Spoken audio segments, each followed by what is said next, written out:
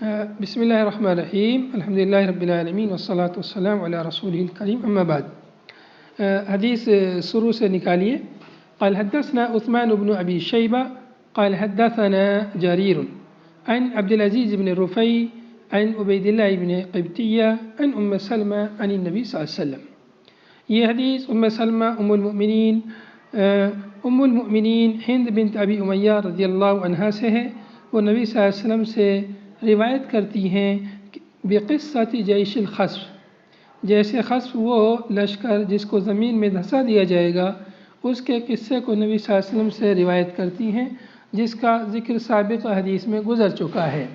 وہ لشکر جو زمین میں دھسا دیا جائے گا اس قصے کو روایت کرتی ہیں. کہتی ہیں کہ میں نے کہا اے اللہ کے رسول، قلت یا رسول اللہ فکیف بمن کان کارہا، فکیف اس شخص کا کیا ہوگا جو شخص مجبور ہوگا اس لشکر میں شامل ہونے کے لیے، یعنی کوئی اس کو مجبور کرے گا، نہ چاہتے ہوئے بھی وہ اس لشکر میں جائے گا. جو مہدی علیہ السلام کے خلاف جو لشکر لڑائی کرنے کے لیے، جنگ کرنے کے لیے جائے گا، تو اس لشکر میں کچھ لوگ نہ چاہتے ہوئے اس میں ہوں گے. تو نہ چاہتے ہوئے لشکر میں ہوں گے. بعض دیگر روایتوں میں اس کی وضاحت ہے کہ یہ 3 قسم کے لوگ ہوں گے. کچھ وہ لوگ ہوں گے جو یعنی جن کو مجبور کیا جائے گا اس لشکر میں شامل ہونے کے لیے. کچھ لوگ وہ ہوں گے جو خوشی سے اس لشکر میں آئیں گے مہدی علیہ السلام کے خلاف لڑائی کرنے کے لیے. اور تیسری قسم ان لوگوں کی ہوگی جو راستہ چلنے والے مسافر ہیں، انہیں کچھ پتہ نہیں ہوگا، بس وہ اپنے راستے میں چل رہے ہوں گے، لیکن ان کے ساتھ میں جو بھی ہوگا وہ سب کے سب زمین میں دھسا دیے جائیں گے.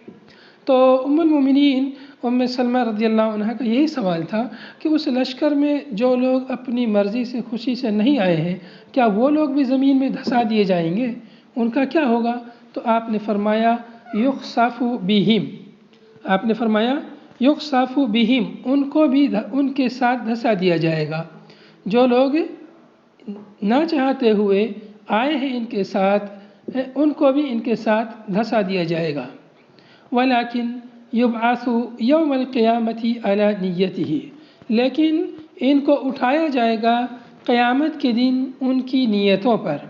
جیسی ان کی نیت ہوگی اسی نیت کے حساب سے قیامت کے دن وہ دوبارہ اٹھائے جائیں گے. یعنی ان کو ان کے اعمال کا بدلہ اور ان کا حساب و کتاب جو ہے ان کی نیت کے حساب سے ہوگا.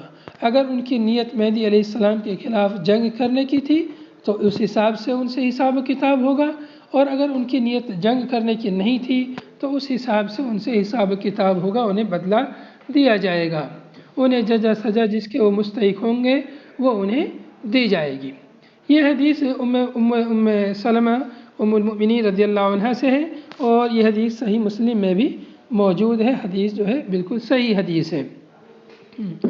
البتہ صحیح مسلم میں الفاظ کا تھوڑا بہت فرق ہے، باقی حدیث کا مفہوم تقریباً اسی جیسا ہے. آگے حدیث ہے، اس کے بعد میں امام صاحب کہتے ہیں قال ابو داؤد حدثت، امام صاحب کہتے ہیں حدثت، مجھے حدیث بیان کی گئی. حدثت یہ مجہول کا صیغہ ہے، مجھے حدیث بیان کی گئی، مطلب حدیث کس نے بیان کی اس کا ذکر یہاں پر نہیں ہے. اس بنا پر یہ بھی اس حدیث کے ضعف کی ایک علت ہے. حدثت یعنی راوی کا نام نہیں لیا گیا، سند میں ایک راوی گویا مجہول ہے، مبہم ہے، اس کا پتہ نہیں ہے.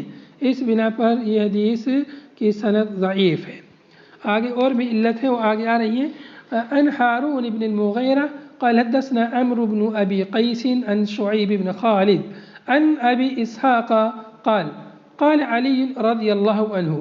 یہاں بھی ابو اسحاق السبیعی جو حضرت علی رضی اللہ عنہ سے روایت کرتے ہیں، ان کے درمیان بھی انقطاع ہے، گویا یہ سند منقطع ہے. ابو اسحاق سبیعی کی علی رضی اللہ عنہ سے صرف رویت ہے، سماع ان کا نہیں ہے.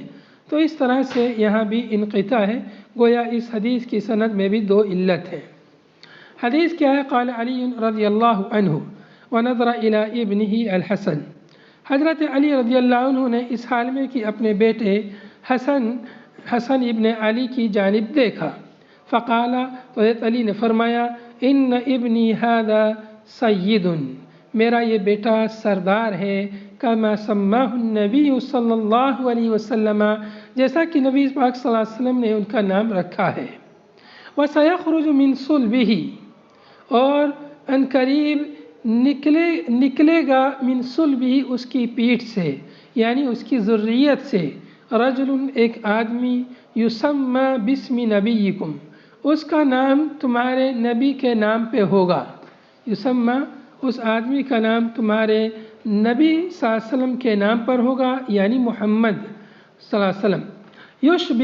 یشبہہ فی الخلق ولا یشبہہ فی الخلق، یشبہہ، وہ مشابہ ہوگا آپ صلی اللہ علیہ وسلم کے، فی الخلق، آپ کے اخلاق و کردار میں، آپ کی سیرت و اطوار میں، ولا یشبہہ فی الخلق، اور خلق میں، تخلیق میں، شکل و صورت میں آپ کے مشابہ نہیں ہوگا، شکل و صورت میں آپ کے مشابہ نہیں ہوگا، یعنی سیرت و کردار میں، اخلاق میں آپ کے مشابہ ہوگا، لیکن شکل و صورت میں آپ کے مشابہ نہیں ہوگا۔ اور اس کی شکل و صورت کا شکل و صورت کے بعد اوصاف پیچھے گزر چکے ہیں کہ ان کی پیشانی کشادہ ہوگی، ناک ان کی بہت کھڑی ہوگی، لمبی ناک ہوگی، اس طرح کے اوصاف پیچھے حدیث میں گزر چکے ہیں۔ ثم ذکر قصۃ یملأ الارض عدلا، پھر اس حدیث میں آگے حضرت علی نے ان کا قصہ ذکر کیا مہدی علیہ السلام کا، اور اس میں یہ کہا یملأ الارض عدلا، زمین کو عدل و انصاف سے بھر دیں گے، زمین کو عدل و انصاف سے بھر دیں گے۔ اس حدیث کی سند گرچہ ضعیف ہے، لیکن اس کی بعض معلومات دیگر احادیثوں کے مطابق ہے۔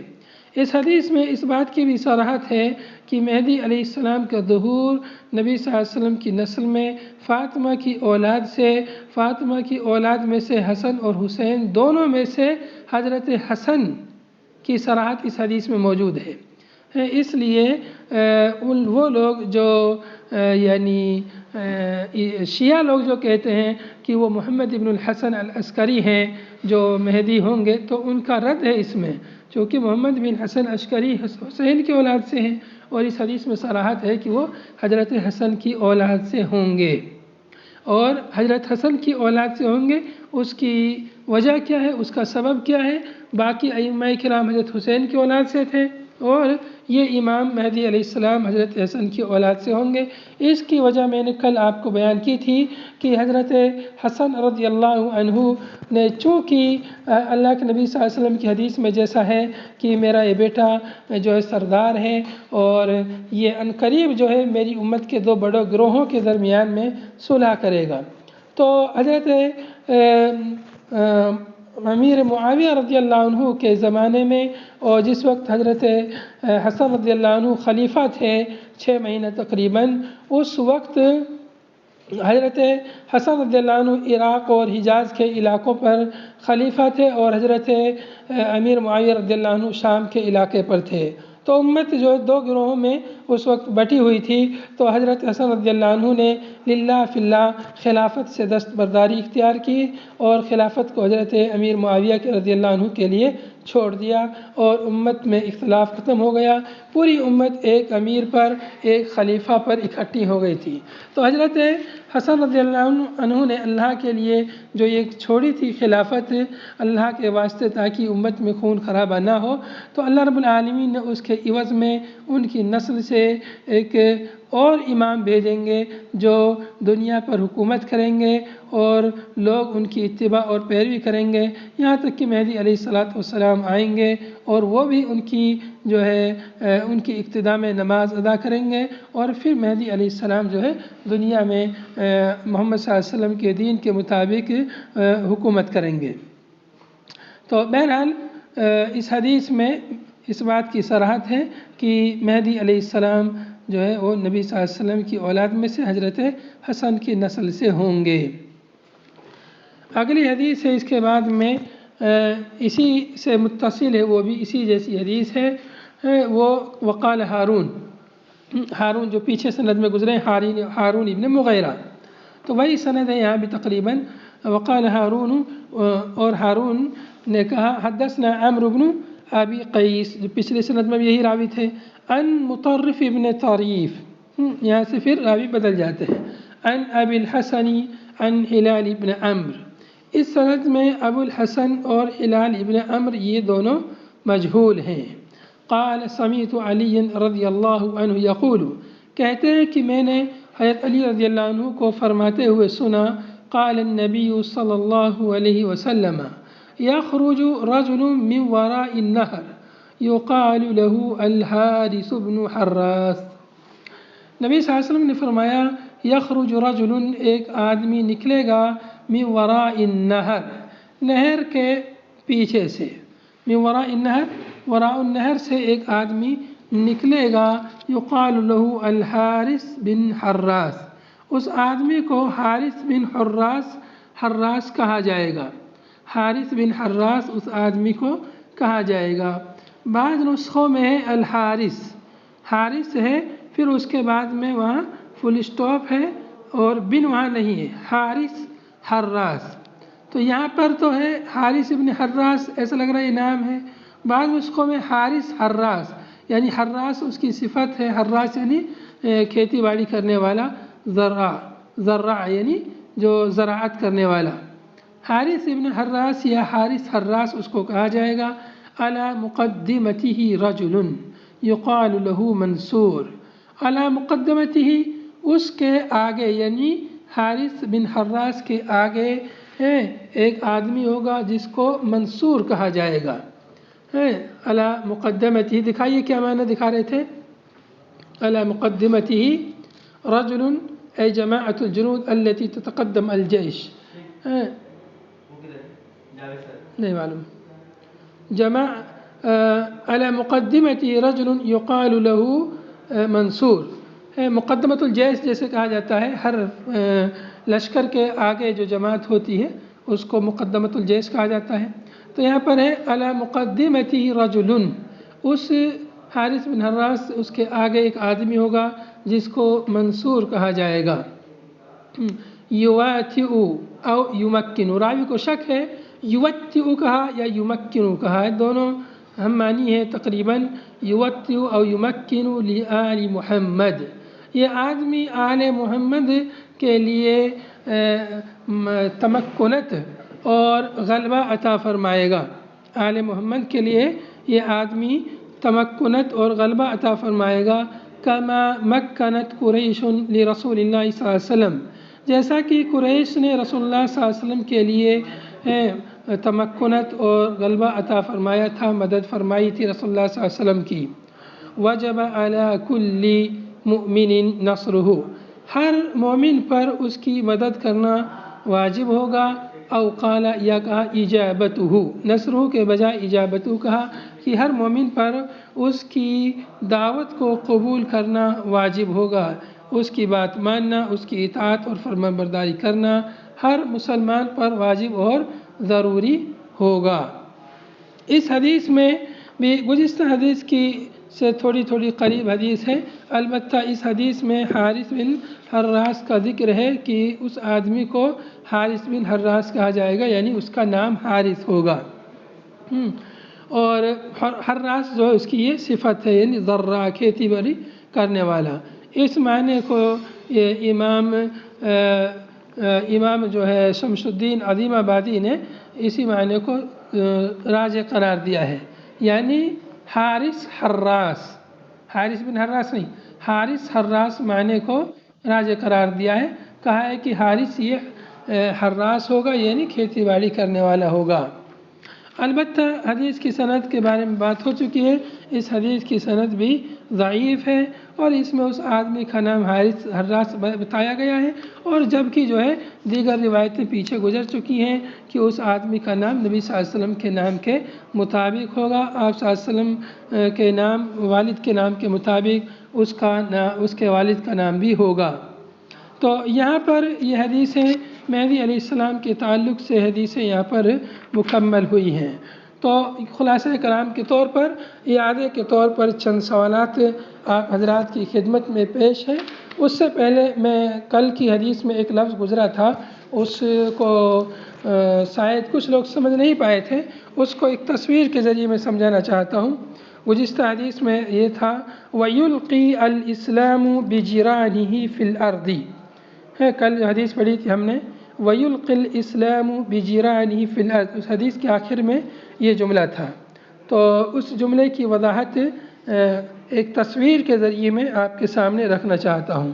میں اپنا کیمرہ بیک سائڈ کا کیمرہ آن کر رہا ہوں تاکہ آپ کو کتاب نظر آئے۔ اس کتاب میں ایک تصویر ہے، یہ دیکھیے، یہ تصویر ہے، اونٹ نے اپنی گردن جو ہے پھیلائی ہوئی ہے، اونٹ نے اپنی گردن پھیلائی ہوئی ہے۔ یہاں پر بجران الارض، یعنی الجران باطن العنق، گردن کا باطنی حصہ جو نیچے کی طرف ہوتا ہے، اور یا ایک ہی گردن کا اوپری حصہ، جیسا کہ کل معنی بتایا تھا میں نے۔ وَشَبَّهَ ثَبَاتَ الْإِسْلَامِ وَتَمَكُّنَهُ بِصُورَةِ الْبَعِيرِ الَّذِي قَعَدَ عَلَى الْأَرْضِ وَبَسَطَ عُنُقَهُ جِيرَانَهُ عَلَى الْأَرْضِ۔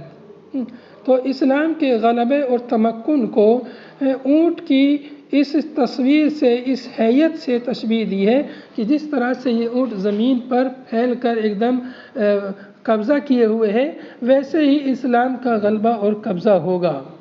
اوپر کی تصویر میں آپ دیکھیں گے کہ اس حدیث میں بات گزری تھی کہ جو ہے عراق سے اور شام سے ایک لشکر آئے گا، اور عراق، یہ جہاں بصرہ لکھا ہوا ہے یہ عراق ہے، یہاں سے کچھ جماعتیں آئیں گی جس کو یہاں پر اصائب کے نام سے، اصائب اہل العراق، اصائب اہل العراق کے نام سے جو لفظ گزرا ہے وہ یہاں سے آئیں گے جہاں بصرہ لکھا ہوا ہے۔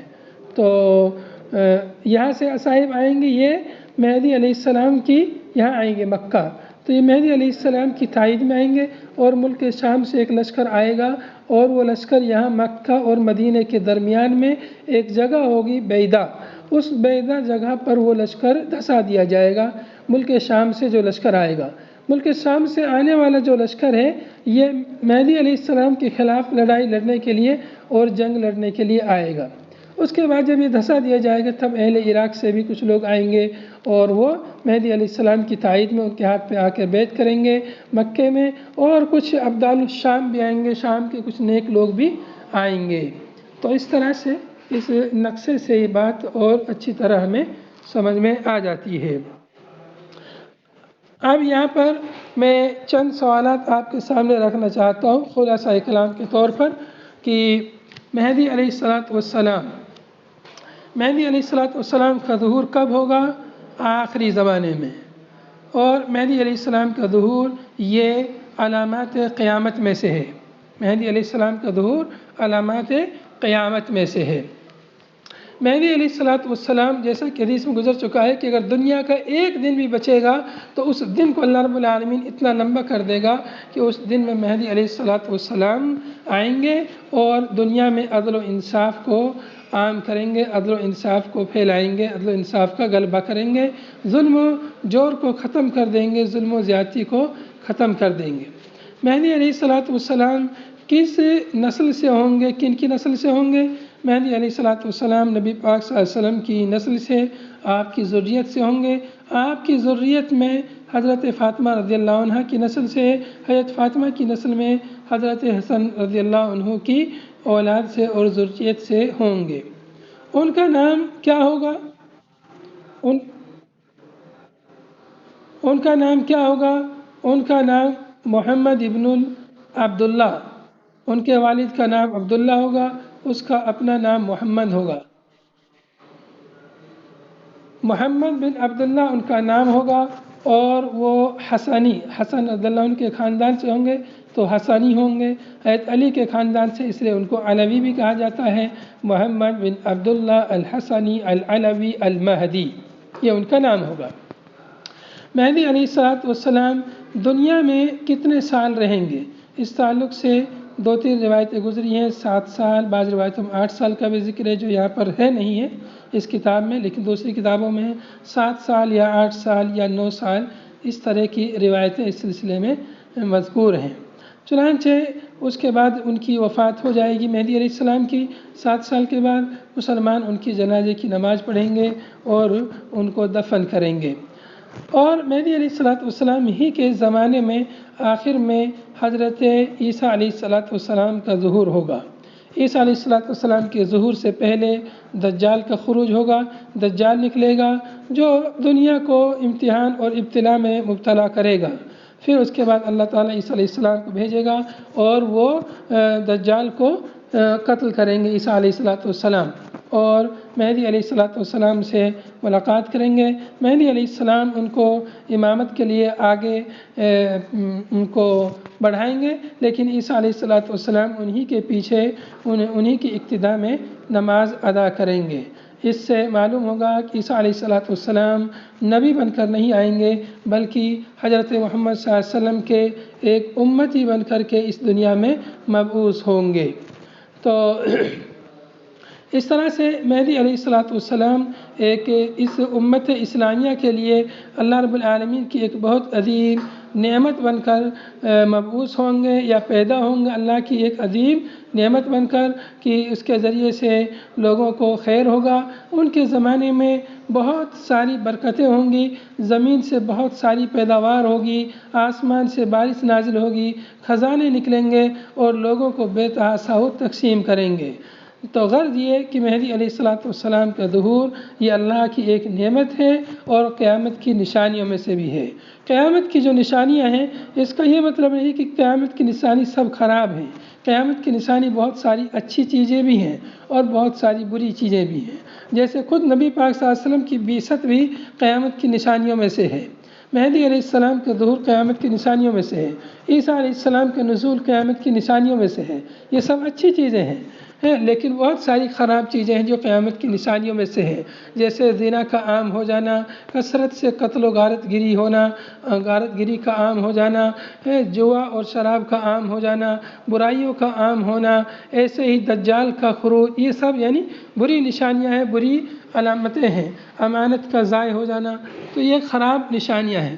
تو غرض یہ کہ کچھ نشانی ایسی ہیں جو اچھی ہیں، کچھ نشانی ایسی ہیں جو اچھی نہیں ہیں۔ تو ہر قیامت کی نشانی ہونے کا یہ مطلب ہرگز نہیں کہ سب وہ نشانی یعنی خراب ہیں، کچھ نشانی اچھی بھی ہیں، کچھ نشانی خراب بھی ہیں۔ تو بہرحال مہدی علیہ السلام کے تعلق سے یہ چند حدیثیں تھیں جو یہاں پر مکمل ہوئی، اور اس کے بعد میں جو حدیثیں شروع ہوں گی ان کا تعلق جو ہے ابواب الملاہم یا کتاب الملاہم سے ہے۔